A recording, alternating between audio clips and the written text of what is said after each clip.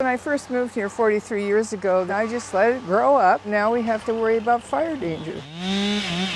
It feels very empowering for me to have them doing that work. I'm 83 now, I can't do that. Essentially, we're creating like defensible space in case fires come around, and we want to keep a good emptiness in between the house and the brush.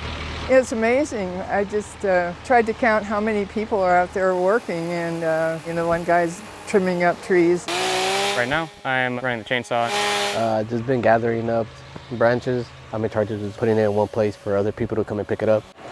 The chipper is my first time ever using the chipper. I'm really grateful to be able to learn like a new piece of equipment. It was a lot of fun. We're trying to make not just the house that we're working on fire safe, but it also helps the houses surrounding it.